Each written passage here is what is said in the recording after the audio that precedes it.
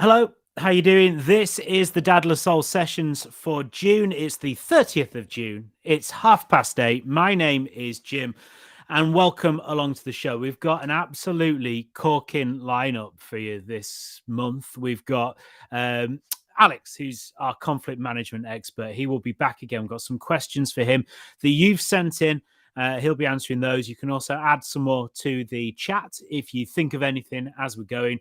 He'll be here in about a quarter of an hour's time, 20 minutes. We've got Barrington Reeves, who's like an advocate for dads and men. He does lots of great work, particularly in Manchester, but also around in other places. And he'll be talking about his work, sort of fighting the corner for men. And we've also got comedian Aidan Goatley, who's going to be joining us in the next few minutes to chat about his show, which is going to Edinburgh, and about kind of being a dad, being a comedian, and being a Dad La Soul as well, because he does he does partake in Dad La Soul sessions, or he did when he lived down in Worthing. He's moved up north now, but once a Dad La Soul, always a Dad La Soul, right? I'd like to know in the chat, wherever you're watching this, whether you're watching this on Facebook or YouTube, or if you're watching it on Twitter, I'd like to know what snacks you have as you sit down and are entertained by our guests today. For me, it's a bizarrely large can of San Miguel. I'm not tiny. It's really tall. I don't know how that's happened. And I've got one of these yogurt tubes, they're called. That is because the kids pestered me to get these when they were in the shop the other day. Absolutely pestered me. Kind of, we need these. Oh, we'd love these. Yeah, we're going to really enjoy eating those. Yeah, Dad, definitely, definitely. Make sure that you get those. Yeah, brilliant. Can we take those? That was about 3 weeks ago. They've not eaten any of them. Go out of date tomorrow. I've already had 3 of these. I'm going to probably eat another one in the next few minutes. If I am violently ill, please don't judge me, because I just don't want to waste food. So I'm just going to imbibe it. I hope that you're doing all right. Anyway, we have loads of great stuff at Dad La Soul. We do these monthly kid and dad play dates. The next one's coming up next month. We also do dads only meetups. That's every month as well at Freedom Works in Worthing. If you're down on the south coast, then you can come to those physical events. But also the last Thursday of the month is the Dad La Soul sessions, and that's what we're doing here. So yeah, we do kind of have Alex is our sort of constant. He's the man who's always here to give us conflict management advice, and so we bow down to his superior knowledge. We also have other guests, maybe people involved with Dad La Soul, people who are volunteers, people who are working around kind of the Dad La Soul thing. We catch up with them and find out what they're doing, and then sort of the main feature is a big dad interview with someone that is doing just interesting dad stuff. Last month it was Ben Morehouse. He is a dad who is walking from London to Manchester to raise money for Tommy's research into stillbirths and baby loss. And basically his son wouldn't be here without them, and he's doing it in the name of his daughter as well, who sadly was stillborn. And his story was so emotional last month. You can catch up with that on YouTube. It's well worth listening to him, because he's a dad. He's obviously had such a tragic story and such a sad story, but he's channeling it into doing something that, is amazing, really. And he's trying to raise £10,000 by doing this walk. He's going to do it non-stop from London to Manchester. People have done it, and it's taken them a week to do it, and they've stopped off and had breaks and things. He's going right the way through. He's trying to do it in a kind of record time. But yeah, his funding's not going very well, to be honest. And I really appreciate that after last time's Dad La Soul sessions, we had so many brilliant people getting involved and who have sponsored him. But he could always do with more sponsorship. So catch up with him on our latest YouTube video of the Dad La Soul sessions. You'll be able to hear his interview and find out all the addresses and stuff for donating money to what is an amazing cause as well, and for what is him doing an absolutely just unbelievable effort in order to raise money for that cause that he really believes in. This is the thing that I noticed on the internet today, a parenting related thing. I wonder if many parents watching can relate to this. It's Asher Taller, who's the comedy producer. Just been to my daughter's end of year school play, and it really was genuinely shit, embarrassing. And it's not often that you see people tweeting things like that. We've all thought it, right? It is that time of year. It's the time of year where the end of term plays are coming on, and it's also where you get sports day as well, and they're both really quite painful. We were told earlier today that our kids' sports day had been cancelled because of the terrible weather. And it was one of those things where we were trying to deliver it to the children in the sad voice. I'm so sorry. I was really looking forward to that. But both of us were both self-employed and had loads of work to do and couldn't get out of really doing all of that work. So yeah, it took us absolutely ages to build up the courage to say that. And then unfortunately, we went into the other room and punched the air and celebrated because we could not have the time. Right, Aidan is having a bit of trouble getting into the waiting room. Not really sure why. I'm going to have to put a little video on, and then I'm going to send him another message with another link because there's some reason I think the link is wrong. Anyway, have a look at this. This is all about doing kind of going to one of the Dadless Hole things. Good, really recommend it. Lots of good guys. Everyone's in the same position with kids.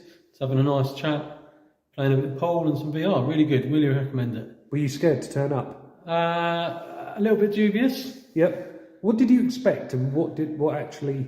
I kind of expected a lot of people that knew each other very well, and the newbies to be sat in the corner, and that wasn't the case. We were made to feel very welcome.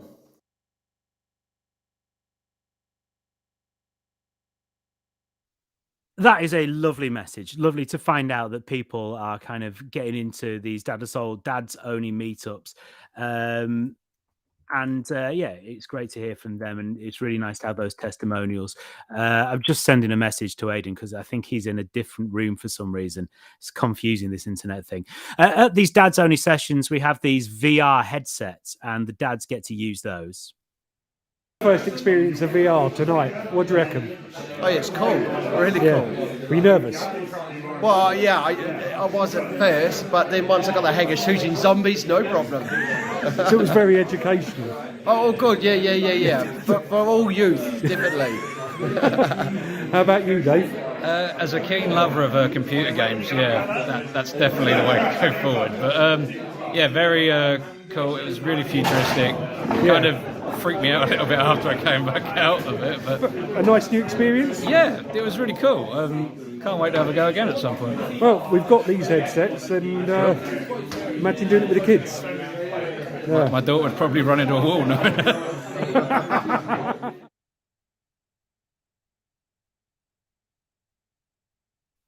I mean, we've all had that experience, right? Surely. So that's what people think about the Dadless Hole Dads Only sessions that we do every month. Find out more about those at dadlesssoul.com. I can now welcome onto the live stream Aidan Goatley. Aidan, how are you doing? I'm fine, mate. I'm fine. I'm okay. I just think technology is evil. It is evil, yes. I believe I've sent everybody who's appearing on tonight's show the wrong link. I see. Okay. Well. Okay. Now I'm so inherently British. I feel guilty about saying about technology when really I should have been blaming you.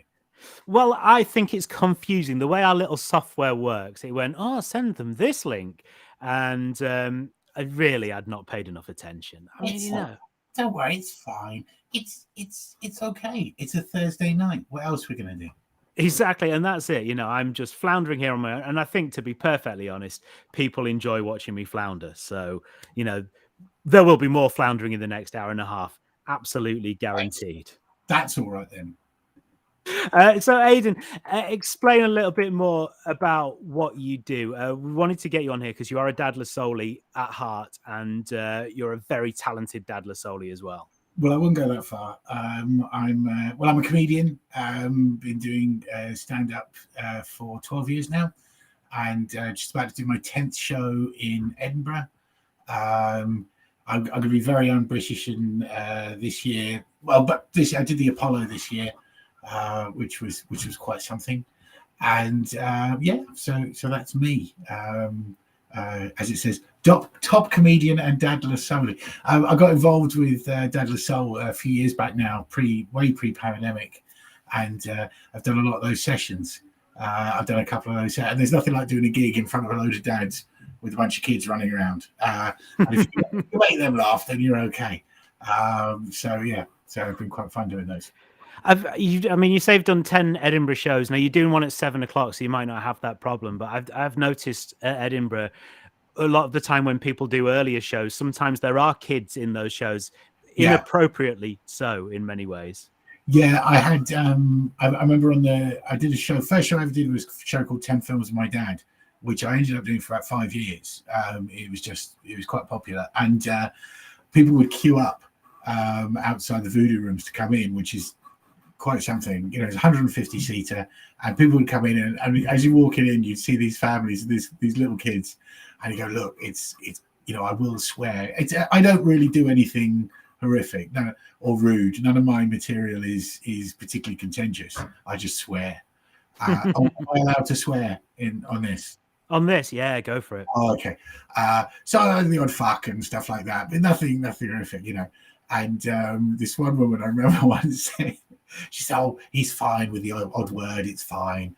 And then it was all going quite well, right up to and the fact that everyone in the audience, 150 people, see this 8-year-old kid. And even at one point I referenced him because I was like, I was swearing too much, and there's like, you know, and it was all banter, it was all fine, you know. And then just as I was coming up to the last bit at the end, this guy got up to walk out because he needed the loo, but it was right at the key moment of the show, you know, right when you're trying to sell the final moment. And I said, "Where's he going?" He goes to the loo. I just went, "Well, he's a cunt." And literally everyone just went, "Ah," and then looked at me. And then just went, "Oh," I was like, "He's fine. He's heard it before. He's okay." You know. Yeah, are those the sort of things? Because I mean, I took a play to Edinburgh once, but the less said about that, the better. But when you're doing stand up at Edinburgh and you're doing it every day, you're doing it in the same slot. Is it those sort of things though that keep it entertaining for you as well?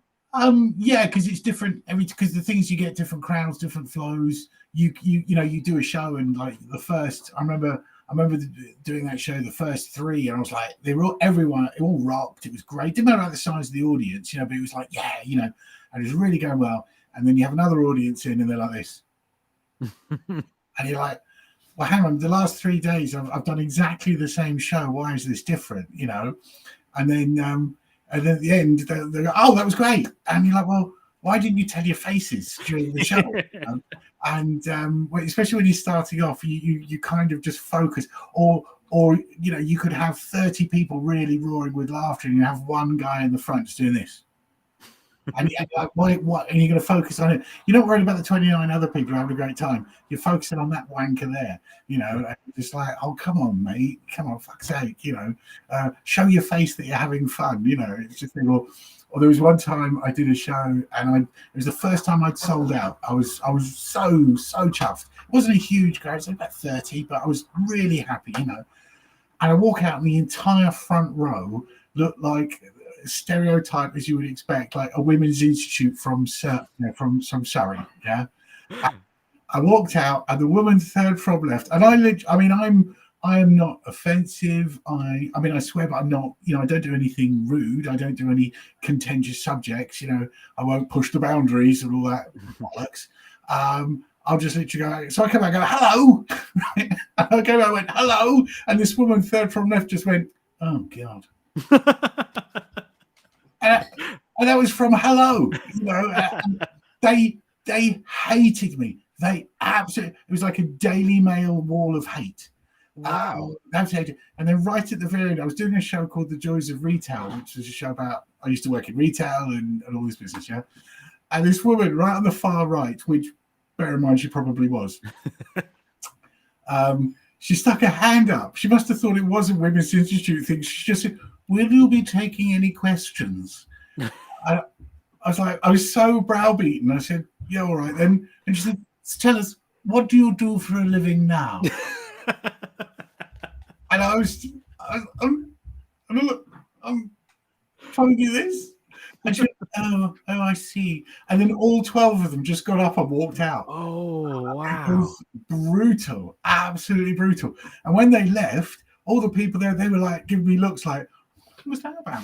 I know, right? And it was, anyway, you get all sorts in Edinburgh. It's, I'm always amazed if people pay to come and see, which is lovely. If anyone pays to go, that's just a real honour. But why pay to come and see something and then just deliberately not enjoy it? Do you know what I mean? No, because they're only about like 50 minutes, aren't they? As well, you can get through that. Yeah, I mean, don't get me wrong. I fully appreciate someone going, do you know what? I'm going to leave because it's not for me, and that's great. That's absolutely fine. Not everything's for everyone else. Do you know what I mean? I'm sure we could name several comedians or several acts or several music bands, whatever, that you don't like. If you just you just go, okay, I'm not going to just get up and leave. That's fine. But you're just going to sit there and you just become like this fucking vacuum that sucks up all the energy. And anyway, that's me ready for Edinburgh. Yes. Sorry, shouldn't have tried to recount some terrible stories, should we? No, but that's really all that anyone ever. I mean, I could sit here and go, oh yes, I've toured in 16 countries and I've done this and I did this and I did the Apollo. But really, everyone wants to know about the nightmares. That's the real story, Although actually, the Apollo story is pretty cool. So go on, tell the Apollo story. Do it. Well, I mean, it's kind of thing I started, and this is what the new show is about. The new show is about, if you've got a dream, going for the dream and keep going. And I had a dream of becoming a stand-up comedian. I always wanted to do it when I was a kid. Always wanted to succeed. I don't know, but when you were a kid, which I mean, from the look of you, looks like about 10 years ago. You're too kind. I didn't do I used to be the thing we used to have a tennis racket and play I used to mime to Billy Connolly albums. That was me. I just adored Billy Connolly and I just wanted to do stand-up and didn't have the guts. And then when I was 38, I finally started doing it. And then I ended up starting with a guy. I don't know if you've heard about him. He's had a rough time. He's down to a guy called Ramesh Ranganathan. I don't know if you've heard of him. Has he done something on the stage? Well, he's down to his last 17 television shows, and we started together. Right.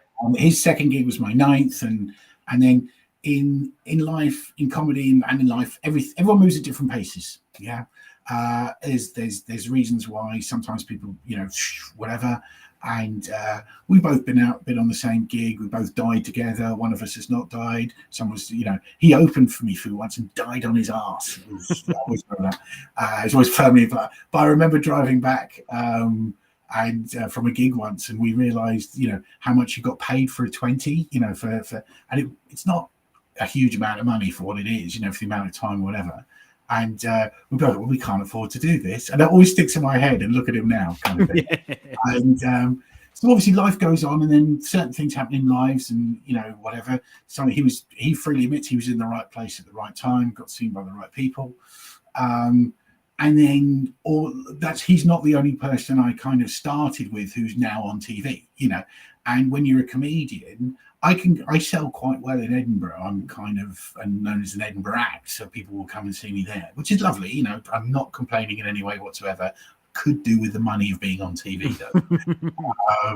And the problem is that people all the time will go, if you tell people you're a comedian, one of the first things they'll say is, "Oh, would I have seen you on TV?"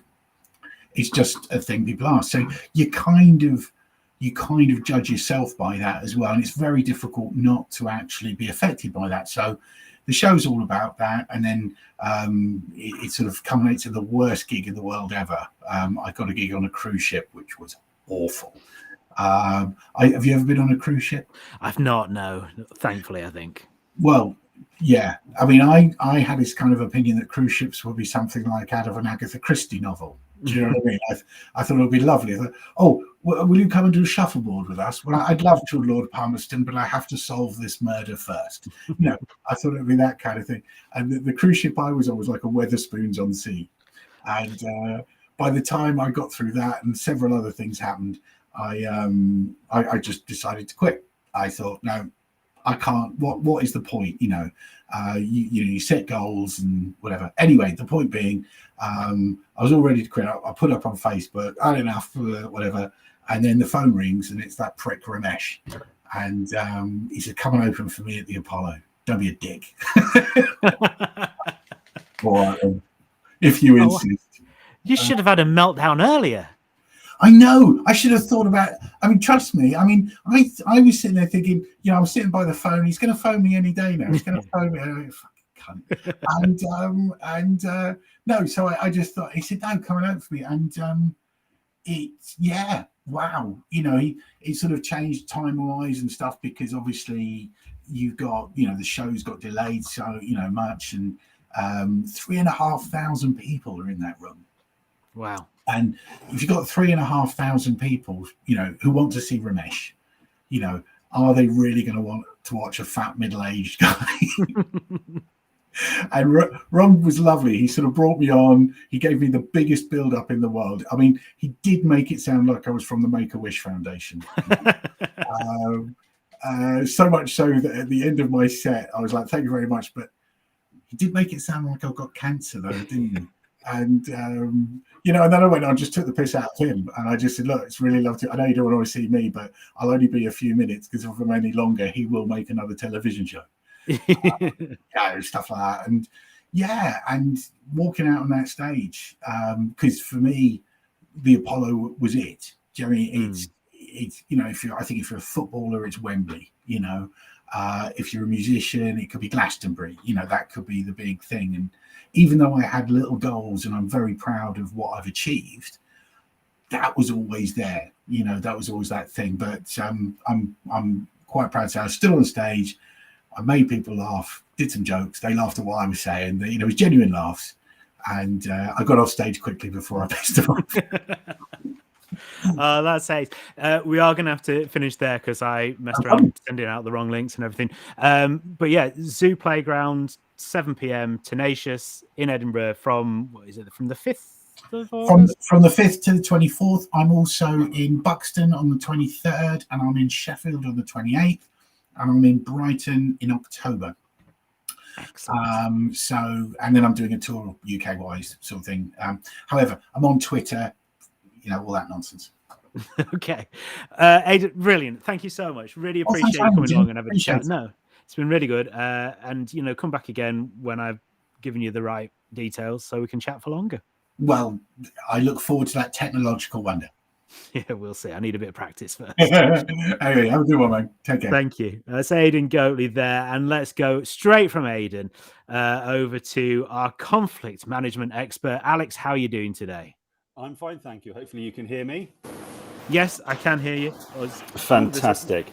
Just got a little bit of background noise there, but that's fine. Sorry, apologies about that. As you can see, for once I am not actually at work, which is great. I'm at home, hence the t-shirt and the non-clinical looking background. Well, I kind of quite like it. I like when you're in situ, in the kind of it makes it look much more official, this show. It does, but then I have to put up with NHS Wi-Fi, which has let us down on a couple of occasions. So yes. This hopefully won't, because it's my own system here at home, so it should be working fine. Brilliant. Unless the kids all start streaming HD movies at the same time.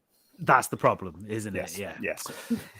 So we've been asking for conflict management issues that people have, and they've got in contact. This one says, my daughter, 14, wants to go out with her friends most weekends, both when she's at mine and with her mum. Now, I obviously don't want to stop her seeing her friends, but I also want to see her during my time with her. Thoughts on dealing with that?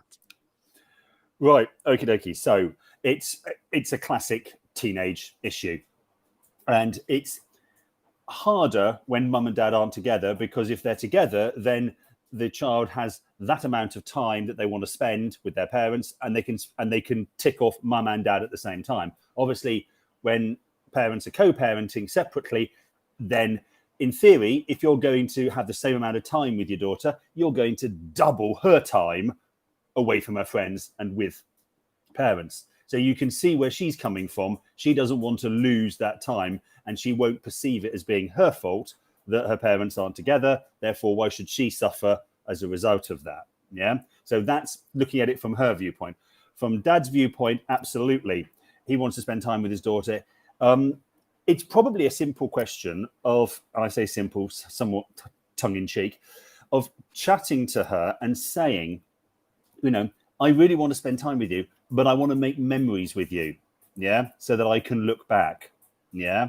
And that you can look back as well. Teenagers don't get reminiscing at all. Yeah. Because they don't have any capability for it because they're not old enough.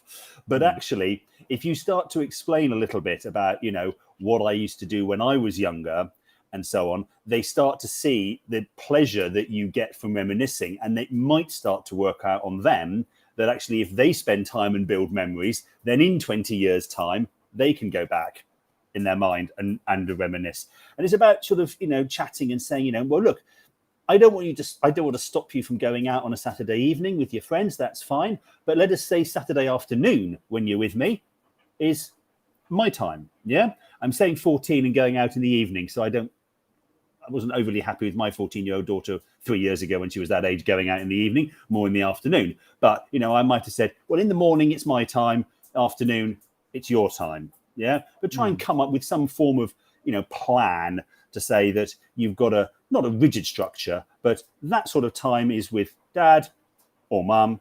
This time is when you get to go with your friends. Yeah. Yeah. So they have to work out that, don't you? Because it's tricky, isn't it? Because the nature of those sort of teenage relationships with their friends is, oh, you come in? Yeah. Okay. Come now. Okay. Yeah. So it's quite spontaneous. There's no put it in the diary for 2 weeks' time, which is what you and I would do if we were going out with our friends. It's planned with meticulous military style precision because it has to be. Yeah. They don't have those pressures that mean they don't need to, so they can be spontaneous like we were a couple of years ago when we were teenagers. 1 or 2. Yeah. Yes. I'm going out tomorrow. Something planned since February. So there you go. That's parenting. Yeah, exactly. Yes. It's the logistics. That's the problem. It's purely the logistics, and it's usually the kids that create the logistical problem. Yes, that we have to work around. Yeah. Absolutely, it is. Yeah, and we'll start the pain back in later years, hopefully. Yeah. My 10-year-old is going to be starting sex ed lessons in a few weeks. I've tried to open up the conversation by telling him how normal it is to be confused and have embarrassing questions. I want him to be able to come to me with absolutely anything, but he seems resistant at the moment. Any pointers on not alienating him by being too keen would be great. Okay. Totally get this. As those of you who've seen me before know, I've got a daughter and 2 sons. I'm very lucky. They know what I do for a job. Therefore, I can be cold, clinical, and medical about it, and I get away with it. Yeah, but I appreciate not every dad has that. So, first thing, back off. Don't even talk to him about it. Yeah, when I say, I can't remember whether it was a boy or a girl. I think it just says 10-year-old. So, back off. Don't worry about him. Yeah, I've just read across the bottom screen. It's him. Don't worry about it. Let him have the lessons. Let him have 2 or 3 of the lessons. And then when they've got over the whole of the giggling stage, which they will go through at school, and they're moving on a little bit by about lesson 2, lesson 3, then drop it into the conversation, not over dinner, yeah, when it's just the 2 of you, when you're doing something else. I don't know, you're doing the washing up, you're cooking dinner, you're out for a walk, you're just walking down to the local convenience store to get a pint of milk, whatever it is. How's it going? What's been the funniest bit about it so far? Yeah, because they will find bits of it funny. Yeah, so therefore start off on that tack. Yeah, but as I say, initially back off. Don't try and preempt what they're going to teach. Yeah, and hopefully the school has given you some pointers. Certainly the schools that my kids were at, they were very good at sending us links to certain websites and so on, which was the basis of what they were using. So you could then use exactly the same language and even talk about the same characters, because they usually put it into a story format with a character, with a name and so on. So try and get that from the school and find out how they're doing it, and then you can just marry into that and follow on with it. But say initially, back off. Don't worry about it at the moment. Yeah, that is the concern, isn't it? Because you go steaming in and you go far too far and Yes. you reveal far too much. It's very much a Yeah. kind of slow reveal, isn't it? This Yeah, kind of it's a ballgame. slow reveal and it's careful. And as I say, they will be far more comfortable chatting about it with a teacher and their mates and their friends at school. They're going to have a laugh about it because that's what all kids that age do when they have sex ed. They have a laugh. But it will actually make it seem a little bit more normal, a little bit more natural, and slightly less of a stilted conversation, which it would be at the moment. Okay. This third one then says, how do you both stay calm when talking about divorce, who has the kids, splitting assets, and the divorce process itself? Have you got any strategies?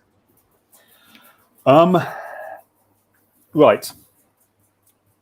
There's a couple of things. One, I don't know if the dad in question is aware, but there are loads of free mediation services out there that can be accessed. And actually having a neutral person who's completely objective is actually going to be really productive and really helpful. I've got some links, and after I finish talking, I will post them in the chat section.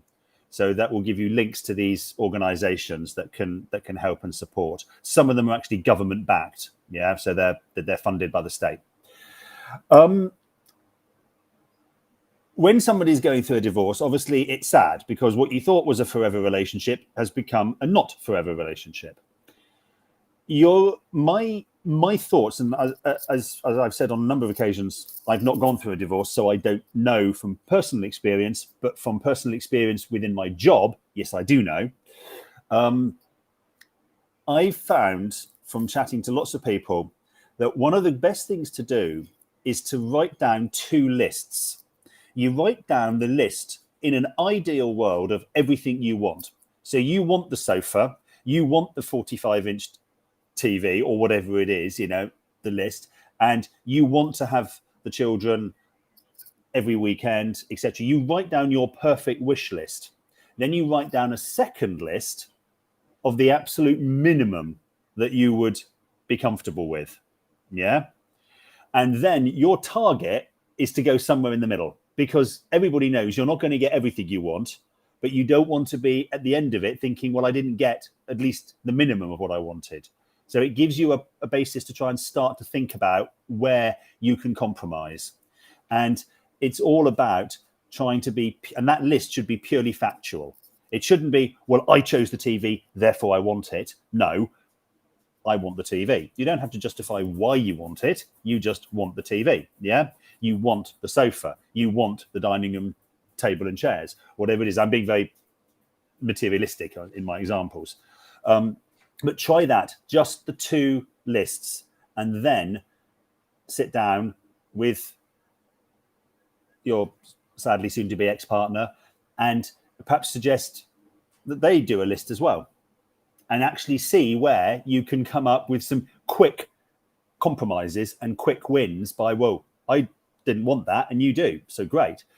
Cross things off. And then all of a sudden, this insurmountable mountain that you think you've got to get over suddenly gets a bit smaller and a bit easier.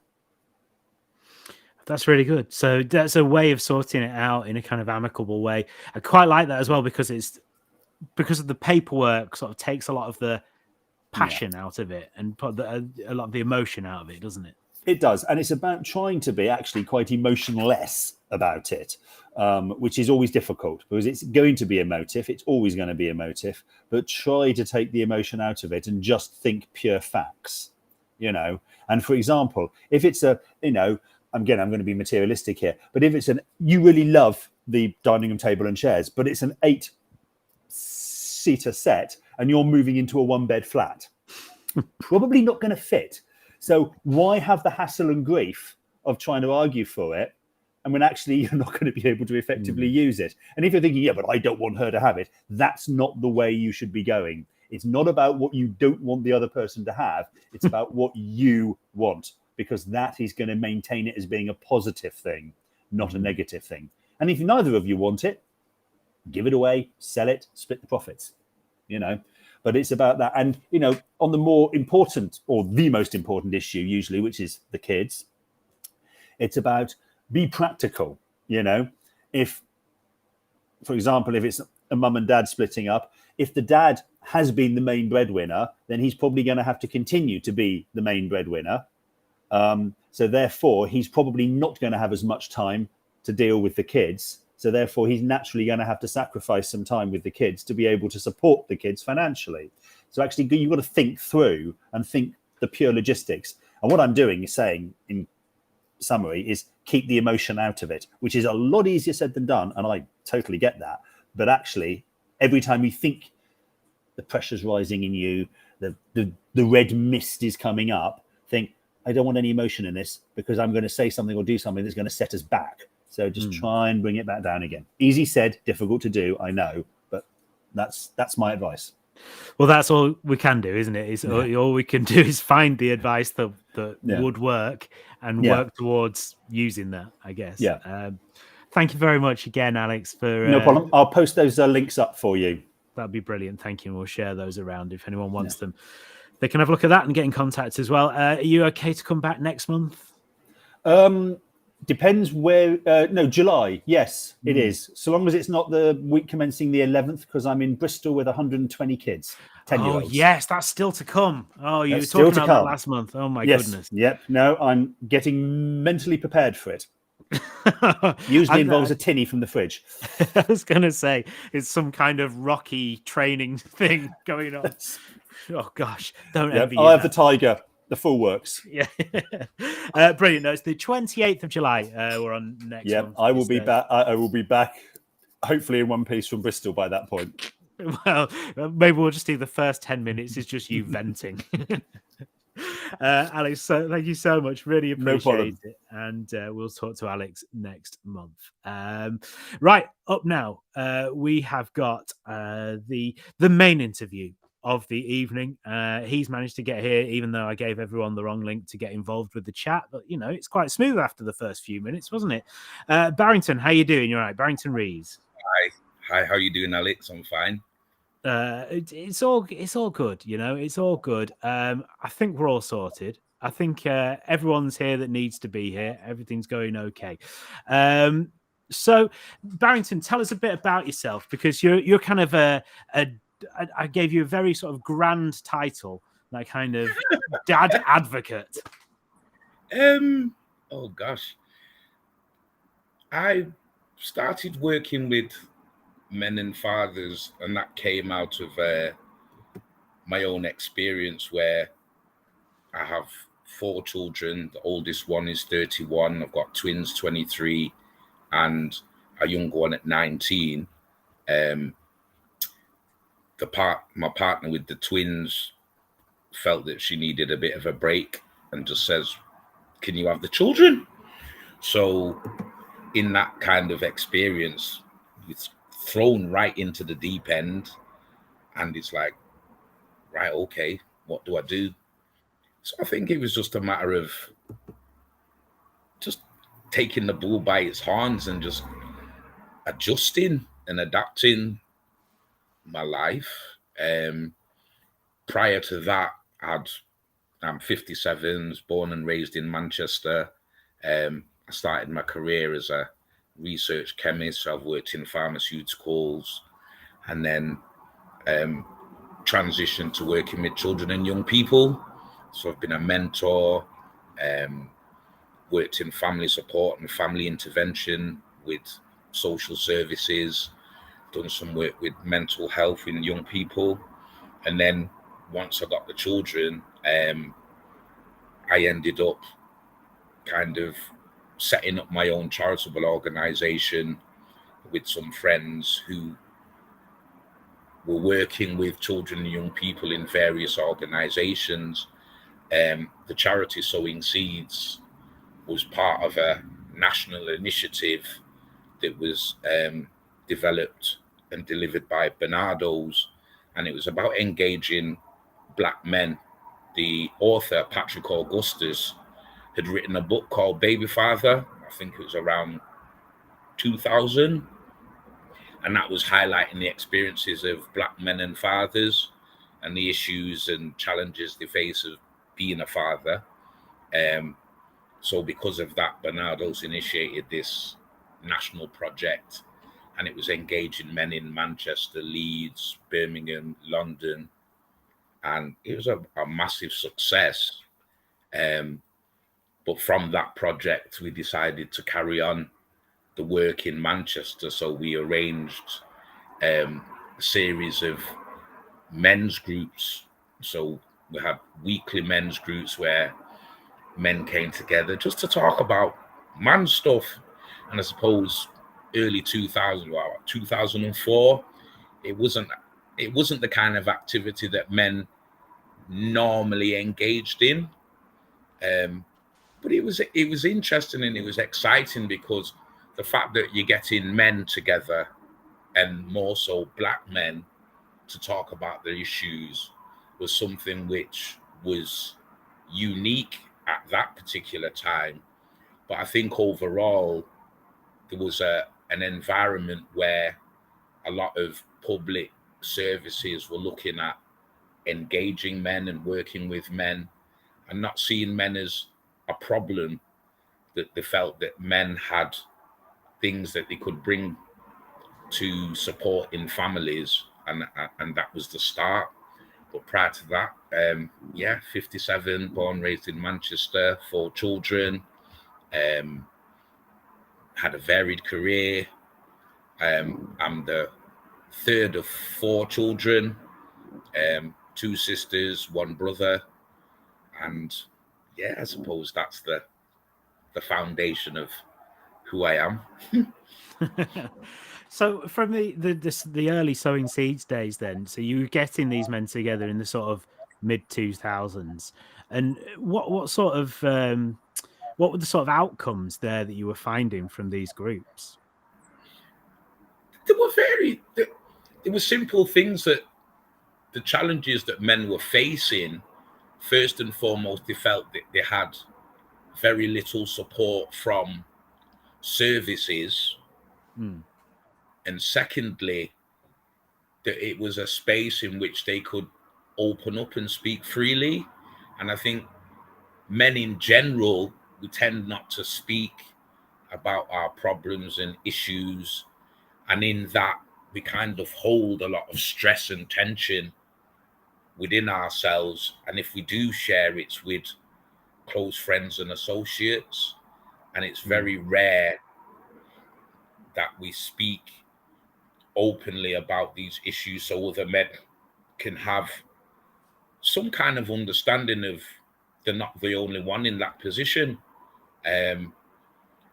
So a lot of the outcomes were about the ways in which men feel they can be supported by organizations, and also having that space where they can speak to other men about a lot of the issues that they're facing. So those were the 2 main outcomes. But then when you broke those down, there was lots of stuff about separation and divorce, family support, mental health, contact arrangements with children, and just their own health and emotional well-being. Because I'm a kind of cheeky guy, and having worked in family support, I knew there were voluntary sector forums where you could actually take some of these themes and issues and have them addressed in a way where public services then can respond to that. So there's a voluntary sector networking organisation called MAC in Manchester. They had a children and family support forum. So I just went along to that and just shared some of the feedback that we'd had from the men.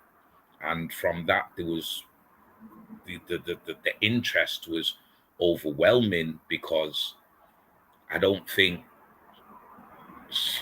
services had actually thought about the impact that men can have on the family. I know there's lots of research from varying themes, psychology, sociology, that highlight men's impact upon families.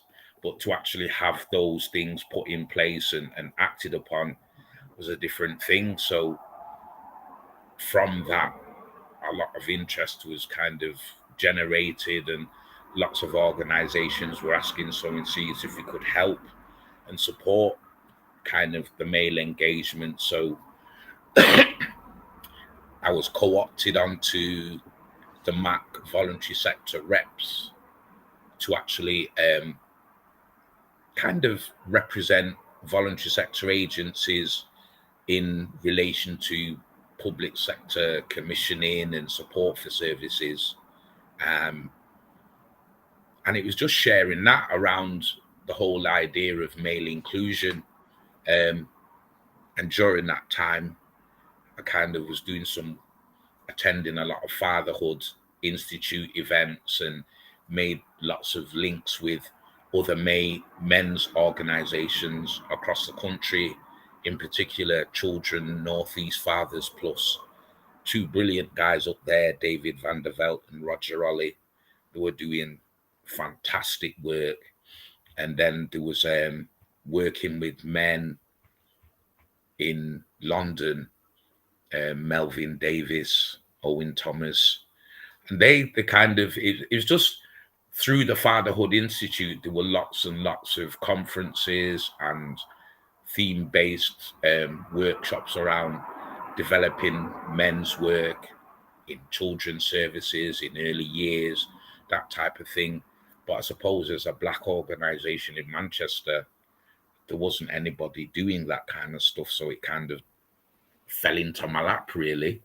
And it was a really, really awesome time, because I think the environment that the Labour government had created with a lot of legislation and policy enabled men's work to take not centre stage, but it brought its importance up in the public domain, and that was really good for the work. So we worked with the Sure Start centres, with the children's services, with the NHS commissioners, just kind of to put in place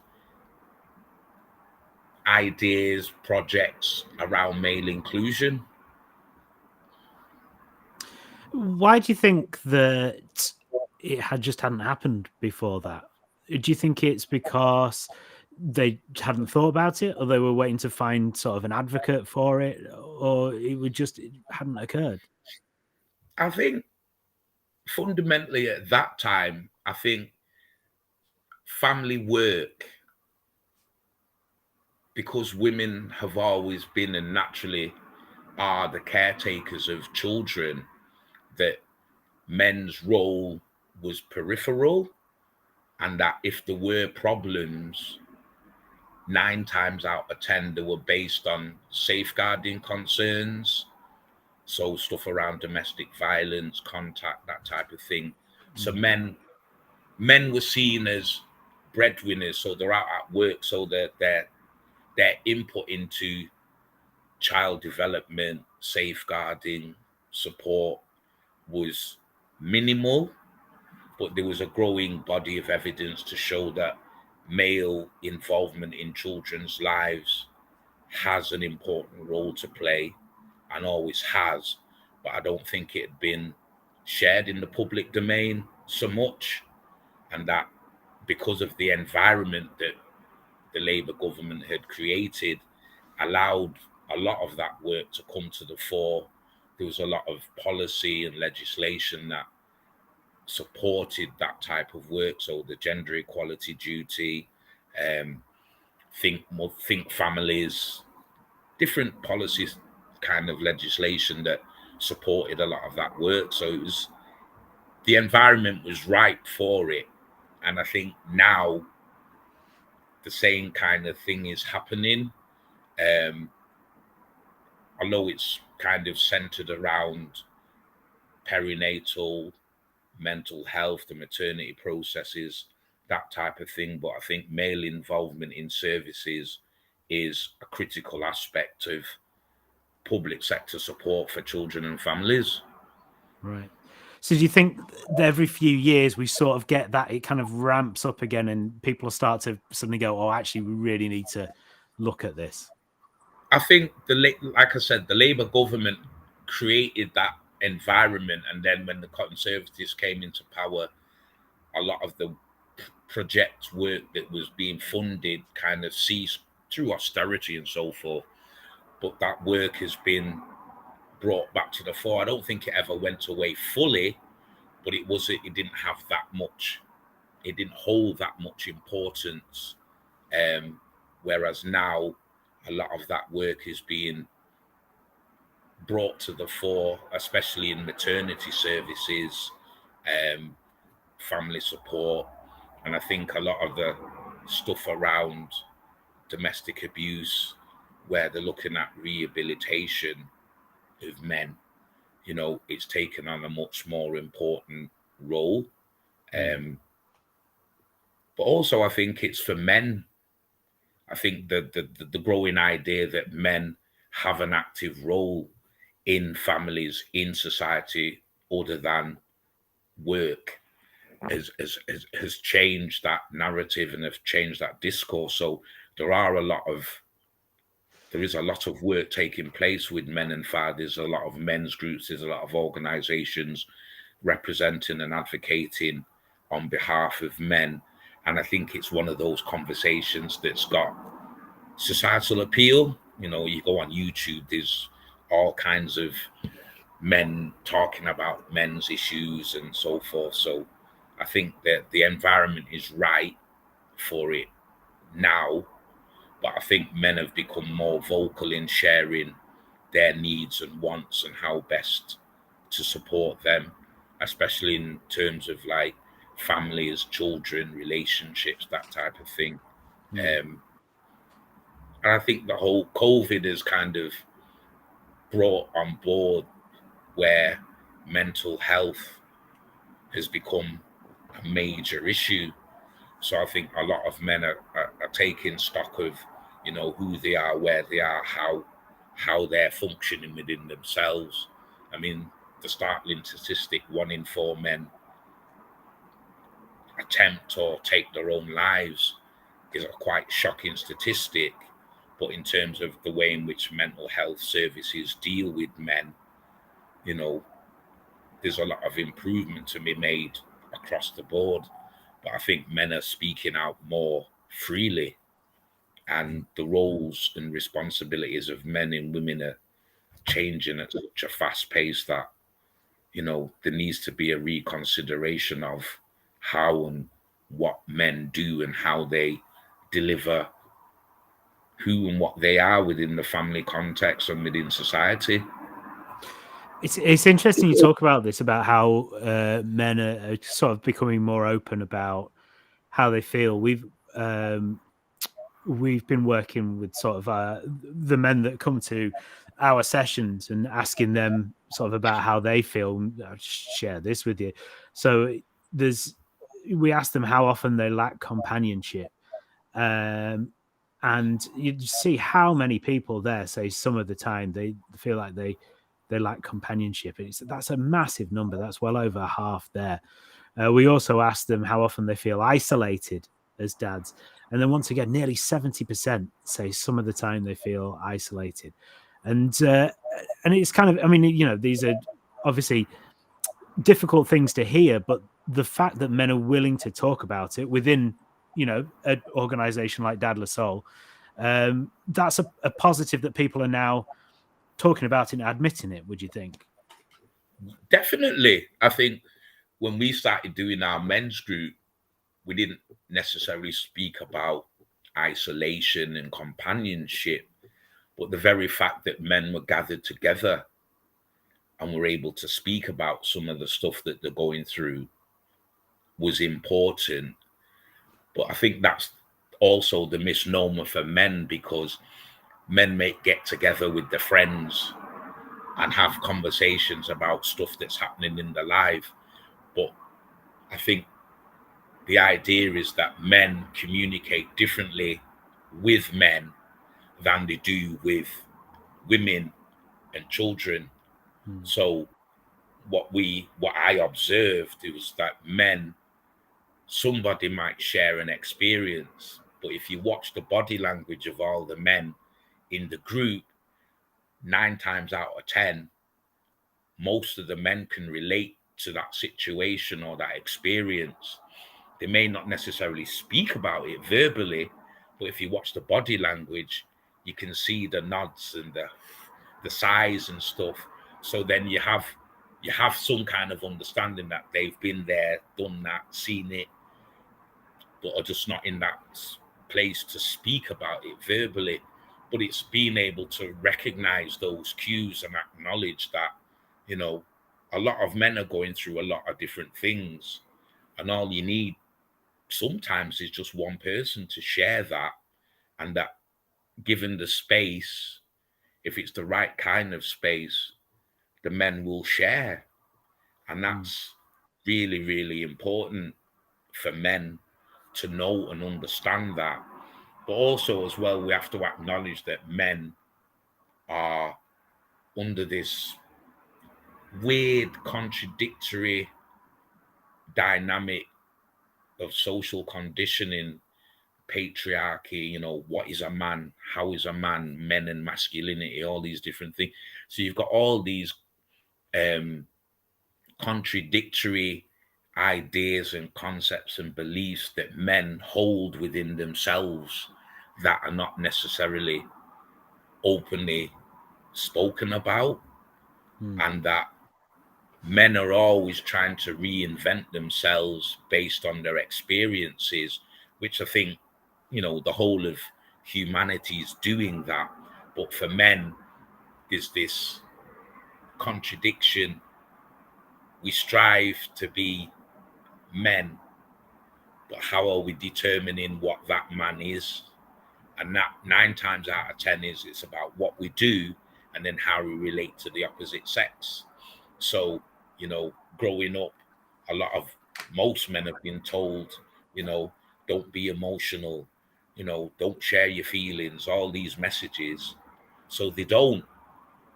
But then they get into relationships, and then the women are asking them, you know, you don't share how you feel. But then, you know, you're met with this contradiction, and there's some seriously heavy issues that men grapple with within themselves on how do I balance out my need to be a man and my need to be heard and seen as a man, and what that actually is. So I think that the environment nowadays is that a lot more men feel comfortable to say, this is who I am, and I am going to share who I am and how I am in no uncertain terms. And I think that's a really big positive. The fact that, you know, men who attend Dadless Soul are saying, you know, we want companionship. I don't want to feel isolated all the time. I want the space to be able to share my issues, who I am, the kind of challenges that I'm facing on a day-to-day level. I think that's important that men have that space and that are afforded that space.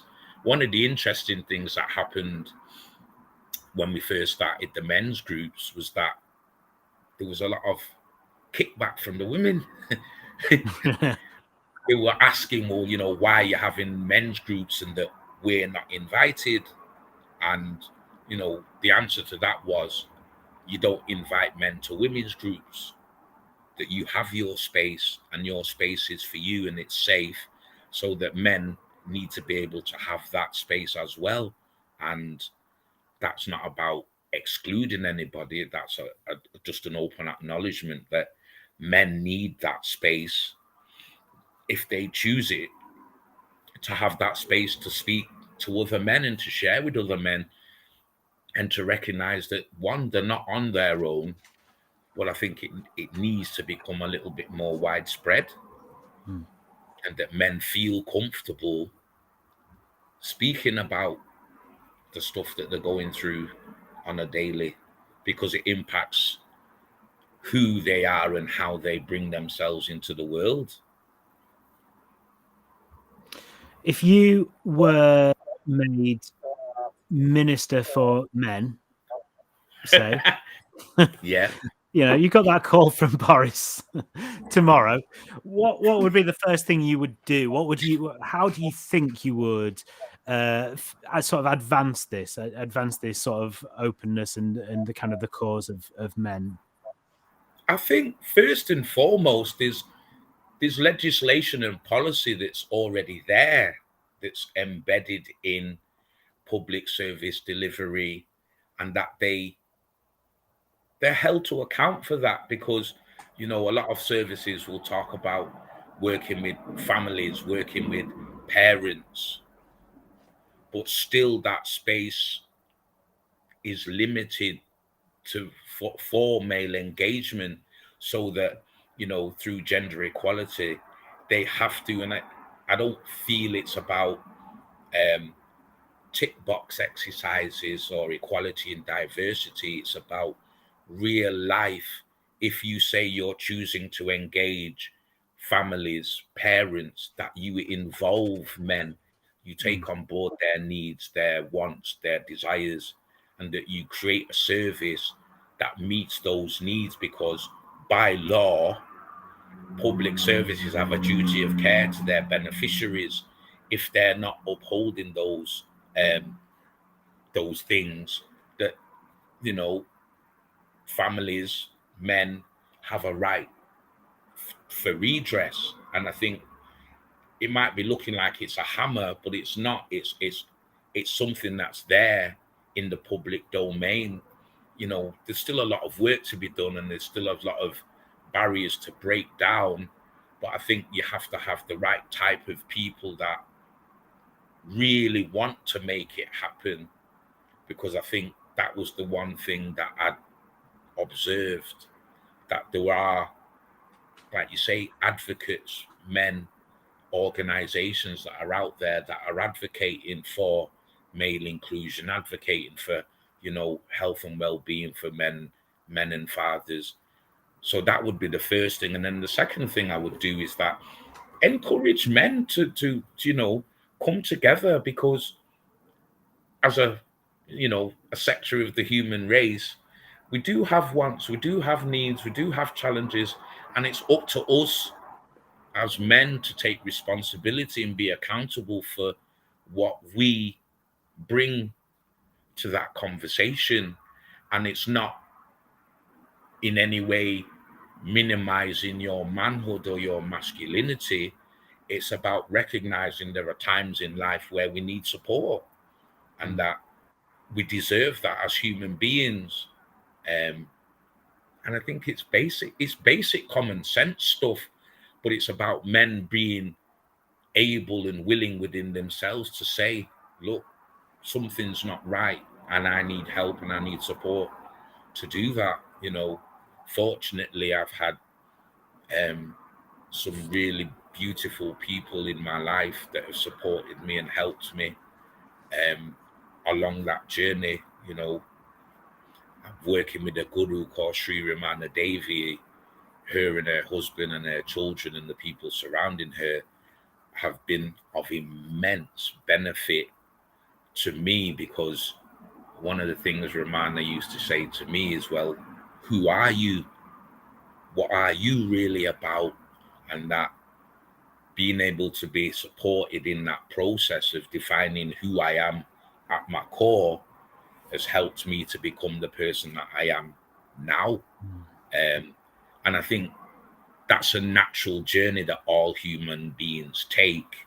You're trying to figure out who I am, what I am, how can I bring my best self, and negotiate the challenges of life. So, yeah, I think it's important for men to become responsible and accountable for their own personal lives, but collectively it's up to us to bring that conversation and to challenge the social condition and status quo that exists.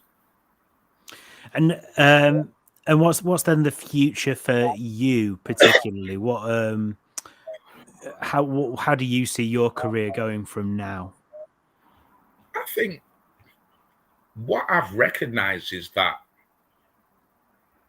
the work around men and fathers I feel it's part of my purpose, because since I've got into it, it's something that's consistently there. And I suppose being first generation born African Caribbean, I've seen lots of changes in the way in which society views men, especially black men, and the idea of manhood and masculinity is being redefined. I think that's part and parcel of my journey. So being involved in men and father work is something which I'll probably take to my grave.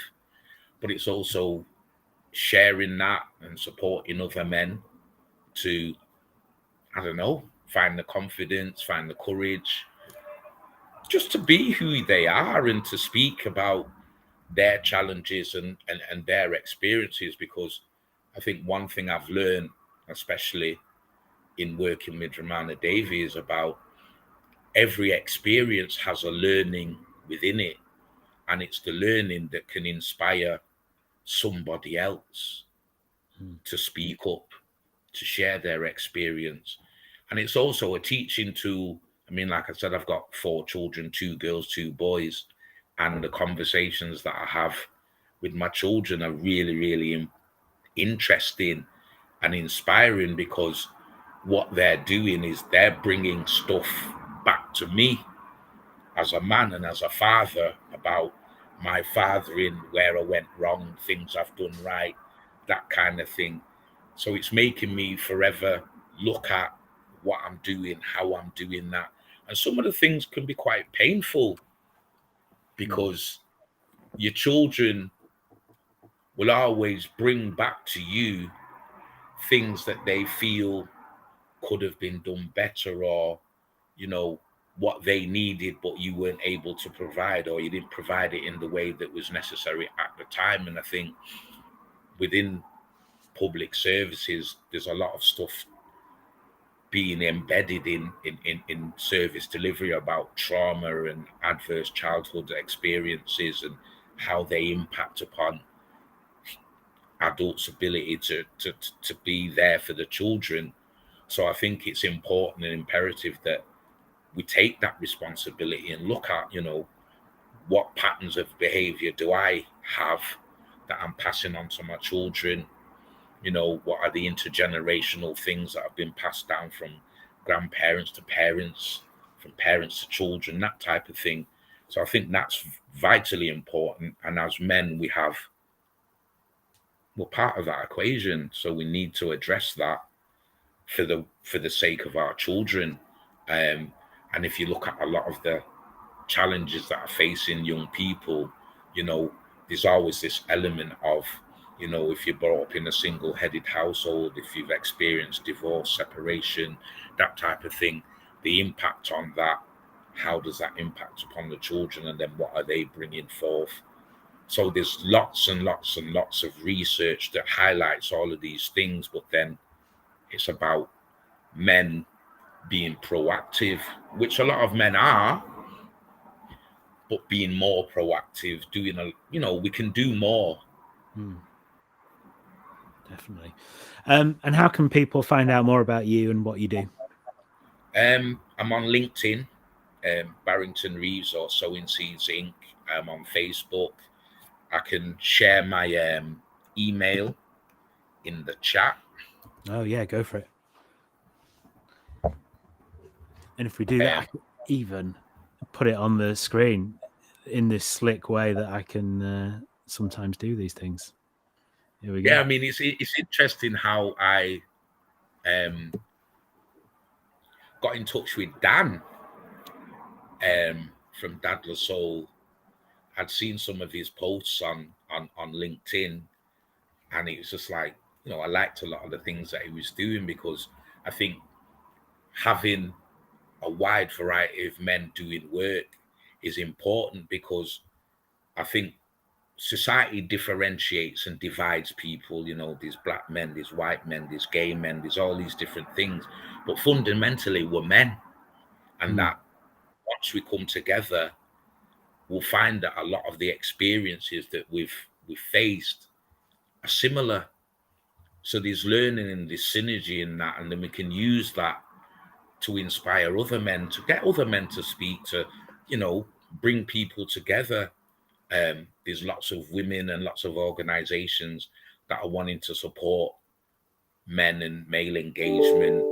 So I think it's important to have that framework and that platform to be able to share these things. You know, this is one such vehicle, but I think it needs to happen much more widely, and that, you know, we can build networks and we can build alliances that are going to support that cause, you know.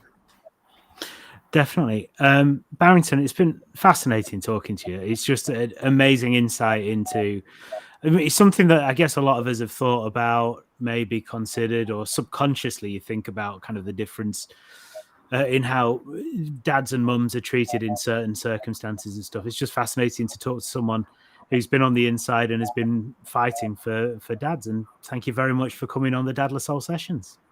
No, it's a pleasure, man. Thank you. And if you ever need me again, I'm available. So yeah. Oh, absolutely. Thank you. No, we'd really appreciate it. And I'm sure, yeah, we wouldn't kind of all the people who've watched this tonight, and then the people who watch it on YouTube and that over the next few months, we'll have plenty of questions as well. So we'll put all your contact details and stuff in all the chat boxes everywhere. And yeah, let's get those conversations going. Yeah. All righty then. Thanks. Thank you very much, Barrington. Cheers for that. Just another fascinating guest.